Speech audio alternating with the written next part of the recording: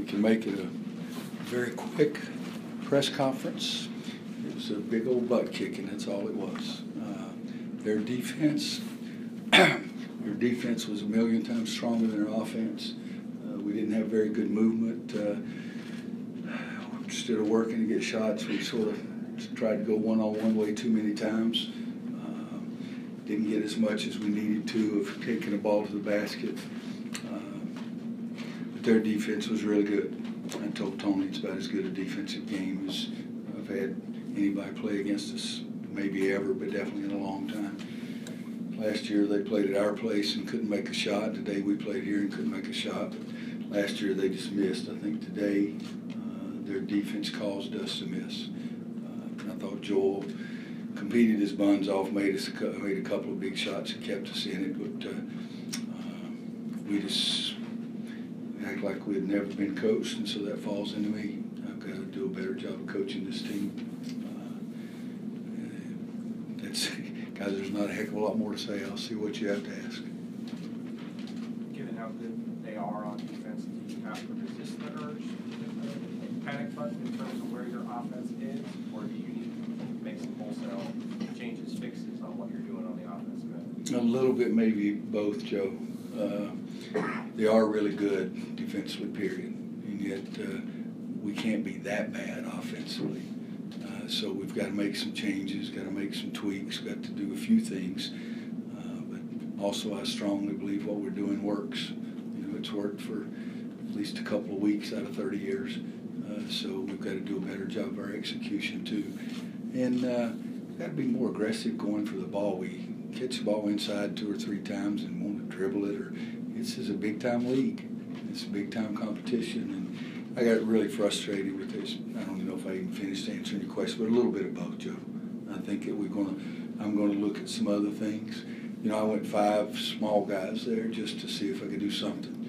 And we did better defensively, but we scored 1 free throw. This last 7 minutes, 11 seconds, Luke's free throw was the only thing we scored. I had a bunch of Kansas one time, those 5 small guys, we called them the Chicken Hawks. I went to Jayhawks, those are so daggum small, but they competed their buns off. So we did better defensively. We didn't get much going offensively, but the sad thing is 2 of our 4 offensive rebounds in the second half were with a small lineup in there. So it's a lot of things that you got. It's a lot of things I've got to do in a short period of time. It's the ACC. 19 turnovers. What is it about their defense that leads to those kind of mistakes? A little bit of both. I mean, guys, you can't turn the basketball over at the center line. 3 times in the first half, we hand it to them at the center line. There's usually not a defense. It's not like the old girls' rules. When I was in high school, you got 3 on one and 3 on the other. And you turn a sucker over at the center line, they're going to dunk the daggum thing. So that was, I mean, you're 25-3 on turnover points. And so that's about as I would be surprised. And don't waste your time. Go home, see your wife, get you a glass of wine, and watch Sports Center.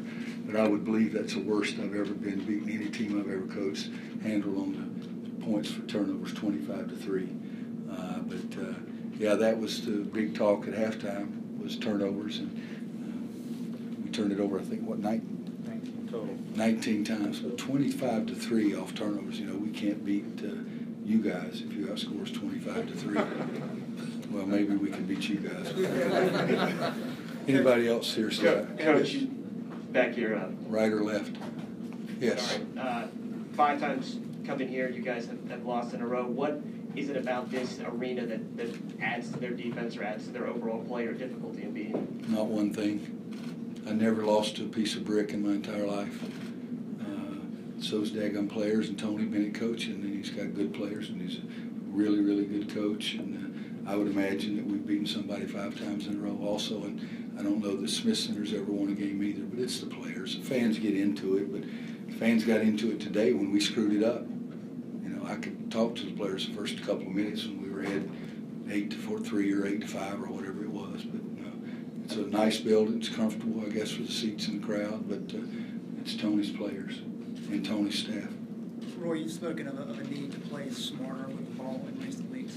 Is this a matter of poise, inexperience, combination of those things? Right now, you get beat 25-3. It's every blessed thing possible. I mean, again, guys, you turn it over 3 times. 2 of them are freshmen, 1 of them's a senior, at the 10-second line. And at half, check the scoreboard at half. It was a 7-point game. So it's like we gave them 6 before the game started. So it's a lot of things. You got to be stronger with the ball, make better. But I will say this: if I'm throwing the ball to Joe, and there's a guy standing in front of him, I'm not going to throw the ball, Joe. You just got to do something else. So that's, you got to get your brain and your heart both involved. Take one more. Yeah. 19 offensive rebounds, only 12 points. What's the explanation for not being able to convert more? One of them, like Andrew got one, he tried to go back up. You know, it's not in the United States Constitution, and I have read it, that if you get an offensive rebound, it's not your right to shoot the ball. I've told everybody, if you're a big guy and you go up and dunk it, do that. If not, get it back out. So one of them was even Andrew. He got the rebound, tried to do something with it and didn't score. But, you know, it's them. They just keep competing. We have Luke has 3, Brandon Robinson has 3, Sterling has 4. You know, Sterling's a big old freshman. He's going to get better, but he's got to. I hope it's in my lifetime, as I've said before. But that many offensive rebounds, only get 12 points out of it. It's not very good.